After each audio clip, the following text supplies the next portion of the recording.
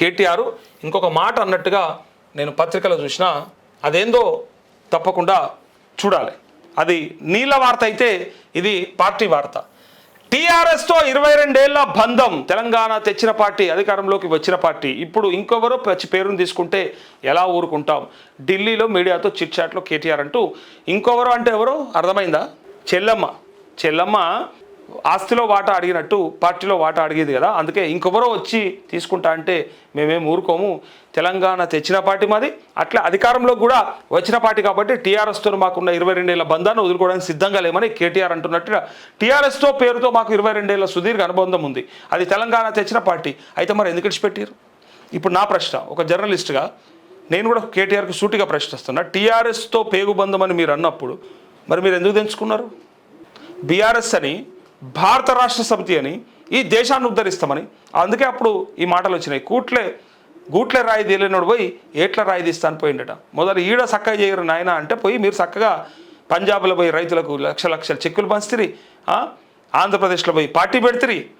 ఎవడైతే ఏ ఆంధ్రుడైతే వద్దంటారో, ఏ ఆంధ్ర అయితే దూరం అన్నారో, మళ్ళీ ఆంధ్రోని దగ్గరకు పోతిరి, తింటరి, ఆంధ్రులతోని మంచిగా ములాఖత్ చేసుకుంటారు, మరి కాంట్రాక్ట్లు ఇద్దరి తీరా పోయి ఆడ పార్టీ కూడా పెడుతురి. ఇప్పుడు మేమేమనాలి? తెలంగాణ ప్రాంతం మీద ప్రేమ ఉంటే మరి గాపని ఎందుకు చేసినావు కేసీఆర్ అని అనొద్దా? కేటీఆర్ అడగన్నా అడగొద్దా? అయితే వీళ్ళు ఏమంటారంటే ఇప్పుడు ఇంకెవరో వచ్చి ఆ పేరును తీసుకుంటామంటే తెలంగాణ సమాజంలో ఎవరు ఒప్పుకుంటారు అంటే నాకు అర్థం కాలే. ఇప్పుడు మీ పేటెంట్ అయి ఉండొచ్చు, అది మీ పేరు అయి ఉండొచ్చు, మీరు పెట్టుకుంది అయి ఉండొచ్చు, కానీ మీరు వదులుకున్నారు కదా.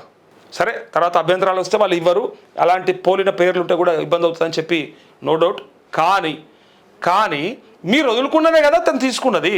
మీరు ఎట్లా చేస్తారు అంటే నేను విడిచిపెట్టినా కూడా నాదే ఉండాలి అన్నట్టు చెప్తారు. మీరు నేను వదిలేసిన అది కానీ నాకే ఉండాలి, అది ఆనే ఉండాలి. నువ్వు తినవా, ఇంకొని తినవా, మురిగి పొరిస్తావా? పండు నీకు తినవు, ఆడ పెడతావు, మళ్ళా అది కూడా నువ్వు ముట్టనియవు, అది నాది, నా చెట్టుది కాబట్టి ఆనే ఉండాలి, అది మురిగిపోయినా సరే అంటే అట్లా కాకుండా ఇంకోరికి ఉపయోగపడుతుందని ఆలోచన ఉండాలి. ఎప్పుడు మంచిగా ఉంటే అని కొంతమంది అంటారు. అన్న మంచిగుంటే ఇవ్వడానికి ఏముండే, ఆమె వచ్చి వీళ్ళని తిట్టడానికి, వీళ్ళని కథం పట్టడానికి, వీళ్ళని ఇబ్బంది పెట్టడానికే చేస్తుంది కదా అంటే నో డౌట్ ఆమె చేసేదే అది. వచ్చేపేట తీసుకుంటామంటే తెలంగాణ సమాజంలో ఎవరు ఒప్పుకుంటారు? మీరు చేసిర్రేమో, మీరు ఆమెకు ఎంత ఇవ్వాలంత ఇచ్చిర్రేమో, ఎమ్మెల్సీగా, ఎంపీగా, ఇంకేమి ఇస్తామని మీరు అనొచ్చు, కానీ మీరు ఇచ్చిర్రేమో, కానీ ఆమెకు సరిపోలే. మీకు ఇచ్చినట్టు అనిపిస్తుంది, ఇంకేమి ఇస్తాం, ఒకసారి ఎంపీ టికెట్, 2 సార్లు ఎంపీ టికెట్ ఇచ్చినాం, ఒకసారి ఓడిపోయి ఒకసారి గెలిచే ఎమ్మెల్సీ చేస్తే ఆయన అంటే ఎంపీ ఓడిపోయినా ఎమ్మెల్సీ చేసినాం కదా, ఇంకేమి ఇస్తాం ఇంతకంటే అని మీరు అంటారు.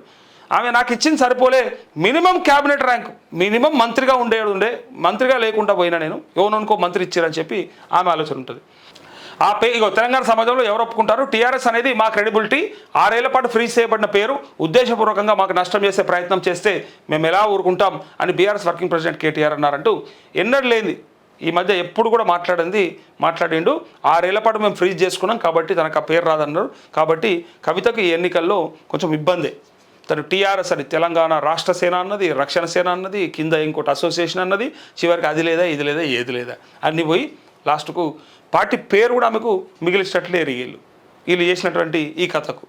పేరు మేమే పెట్టుకుంటాం, మాకే ఉండాలి, మీరు ఇంకేం చేసుకుంటారు ఎక్స్ట్రా ఎందుకు మరి? అది అంటే మీకు అవకాశం ఉంది, వెసులుబాటు ఉంది కాబట్టి పెట్టుకున్నారు, లేకపోతే పోతుండే, అంతే కదా. ఇప్పుడు వాళ్ళు ఆల్రెడీ బీఆర్ఎస్ అని పెట్టుకొని వెళ్ళిపోయారు, మళ్ళీ టీఆర్ఎస్కి వస్తారా అంటే ఇప్పుడు తెలియాలి. ఇప్పుడు ఈ ఎన్నికల వరకు మరి ఏమైనా నిర్ణయం తీసుకుంటారో అది కూడా చూడాలి. పాదయాత్ర చేస్తారట, సో ఆ పాదయాత్ర వరకు ఏమన్నా ప్రయత్నం జరుగుతుందేమో చూడాలి.